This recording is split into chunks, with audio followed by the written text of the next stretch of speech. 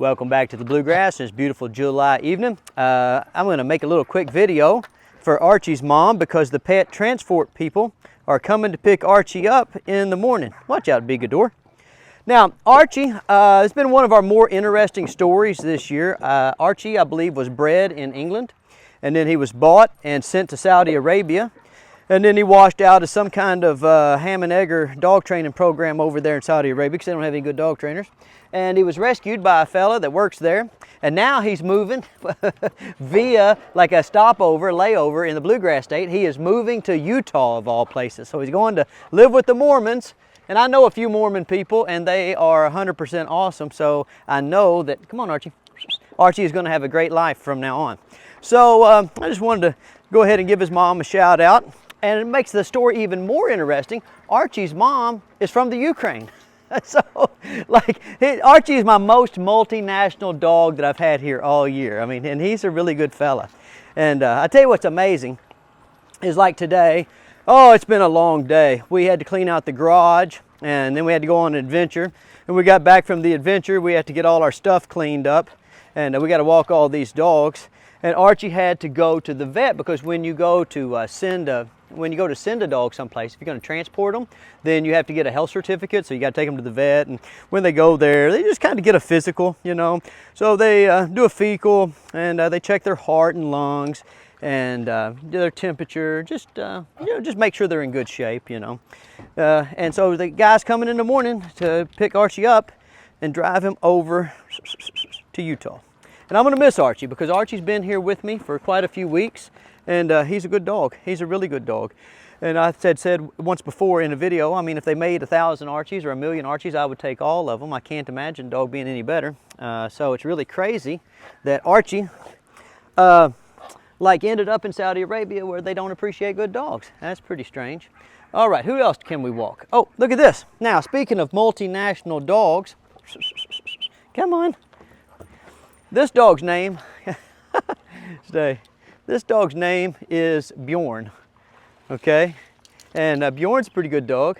He belongs to an American, right? But an American who was born in Sweden, right? So like, again, getting back with our multinational theme here, like this has been a big year for Uncle Stonnie's broadening his social horizons or whatever, you know. Like, it's funny being from where I'm from and meeting all the different kinds of people that I meet. It's very interesting thing indeed. And Bjorn, he's a great dog. Chocolate lab, so he's almost as good as a black lab. I know all you chocolate lab lovers are going to give me a hard time in the comments section. But Bjorn's been pretty good, and Bjorn's here for adventure training. So we took him out for a little while today, and he did very well. And he's okay on the swimming. He didn't get a lot of early life experience with the swimming, but his owners did do a lot of positive reinforcement work with him, so he picks up stuff quick. You know, and that's what we're always looking for here. When a dog comes here, we don't really need them to mind perfectly, but we do need for them to have some understanding of like, you know, how a reward-based training system works, you know. So like Bjorn came here and he'd been some places, he'd been camping, he'd been doing some fun stuff, but not quite at the level that, you know, of activity that we do.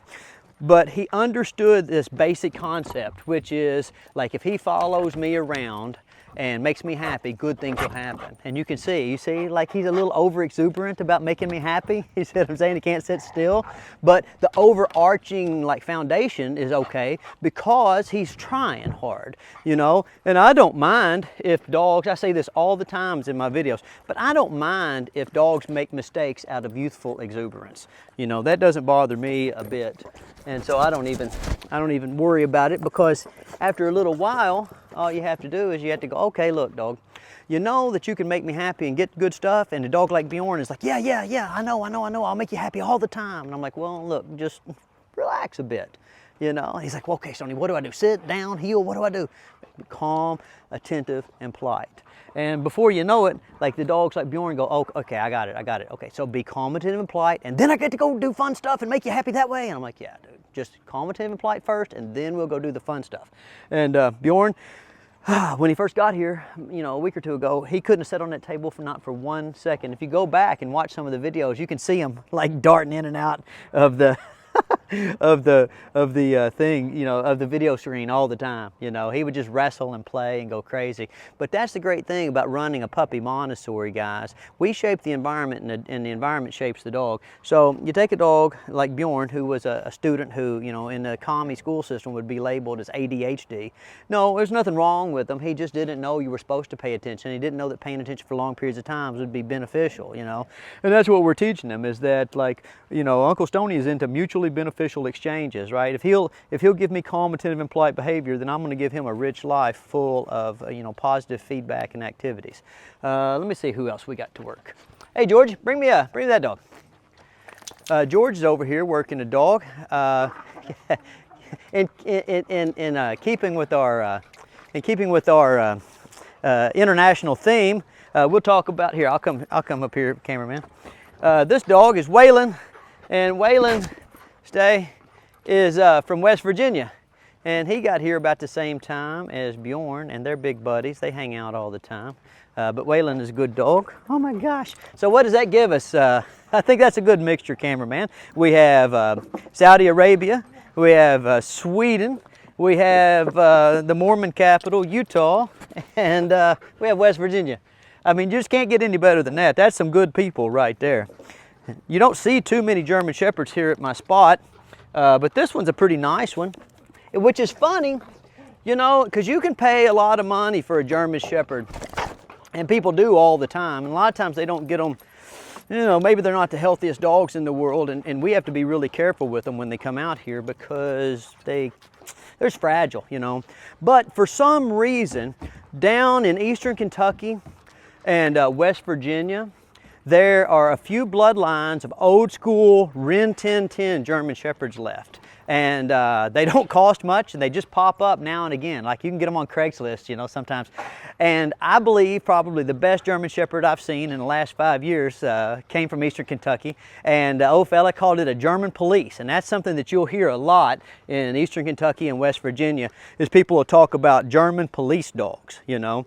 And so, like, it's funny how there are different pockets in the world of good dogs. You know, everybody thinks that you got to go somewhere, you know, far away. I call it the 50-mile expert rule. Everybody thinks you got to go far away to get a good dog. And, you know, good dogs sometimes can be found right there in your backyard, which is, you know, continuing with a theme that I have, which is puppy-sized adventures. Where do they happen? They happen in your backyard. Dog safaris. Where does the dog safari happen? It happens in a ditch by a culvert down on the interstate, you know. So this guy, he's doing really well. Who else do we have here that's from an interesting place? You know what? Hey, Lola. Come here, Lola. Now, you guys have seen Lola in a couple of videos.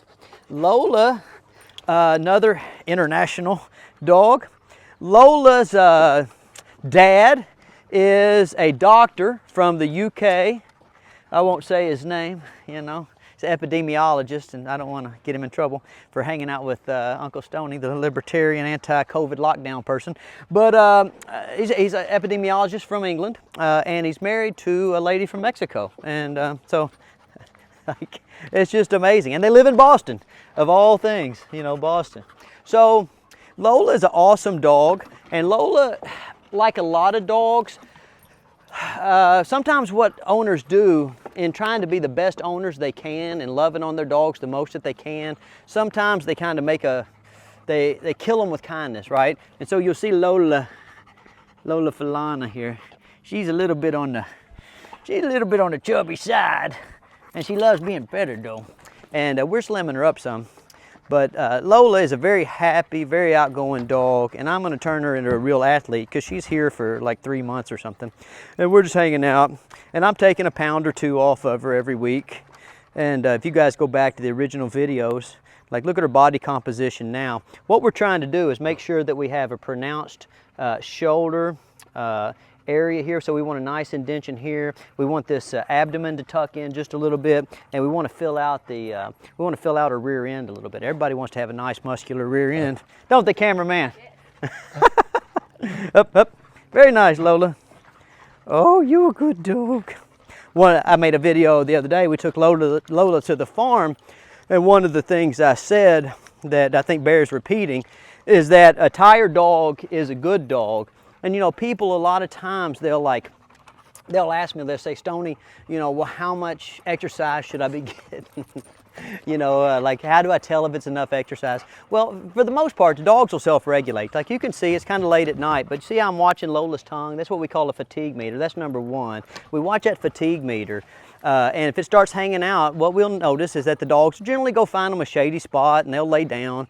And if they don't lay down, sometimes we'll bring them over here and put them in the pool and get them wet. And that's always a great way to cool your dog down. Because you got to remember, what keeps a dog from being able to cool down is that they can't sweat, right? But if you put water on them, then the evaporative effect, and you can see Lola's kind of wanting to get in the pool now because she's probably hot, but the evaporative effect takes the heat away, you know. But another surefire way, come on Lola, come on. Another surefire way to know if your dog's getting enough exercise and the proper nutrition is to take a look at your dog's body composition, okay? So, like if your dog, let me see if I can get Lola to stand up here. Come here, Lola. Come on, stand up. Lola's tired, she's not gonna stand up. All right, but like if your dog, if when you look at them, you know, you can't make out like the different regions of their body. So you want their head, then you want their neck to be a little bit smaller, then you want to see some nice shoulder muscles with an indentation. You don't want to see their ribs, but you want to be able to see, you don't want to see the individual ribs, but you want to see a general outside of the a general oh, come here, let me get another treat, because Lola, she gets kind of ornery when she gets tired. She's like I used to know a fella, and he was built about like Lola, and if he didn't get his food on time, he would get real ornery like Lola. But anyway, so we want neck, and then we want kind of a little bit of a like a slim neck. We want big shoulders. We want to see the general outline of the rib cage, but we don't want to see each individual rib on a lab. We want to see a nice abdominal tuck, right? And then back here, what we want to see, if I can turn her around a little bit. Back here, what we want to see is we want to see some real musculature on the legs, right? Okay, so instead of this just kind of going straight down, by the time Lola leaves here, she's going to be pretty buff back there. And then, like, Lola will be living her best life because she lives, I mean, she looks good now, you know, she's a good looking dog. But you can see kind of when she sits down, see how she turns into a pear? Okay, and we don't want them turning into pears, do we, cameraman? No, because what happens is, like, see that fatigue meter? And you'll notice, I mean, the other dogs, some of them's fatigue meters are out, but they've been running a lot more than Lola. So after another couple of months with Uncle Stonnie, we're gonna have her slimmed up. And when she gets slimmed up, she's gonna be able to play a lot more, so she's gonna enjoy herself a lot better. But another thing she's gonna do is she's gonna mind a lot better. Did you see there, like on the table where she's tired and she wanted to sit down or lay down, and I was trying to get her to stand up, and she's like, look, Stonnie, I'm over this. Well, listen, if you're a little bit big and you're a little bit hot, then work outside is hard, you know? And so I can't get mad at Lola. It doesn't do me any good to get mad. I just have to kind of, you know, make her realize certain things have to get done. But as she gets in better shape, right, then that same amount of work, it won't seem like much work, and so she'll be a lot more compliant. So a lot of you guys out there that are having like obedience problems, sometimes it's not really like an obedience problem from the point of view of the dog's undermotivated, it's just a fitness problem. It's hard to be motivated if you're tired, and it's easy to be tired if you're a little bit too heavy. You know, it's just real simple.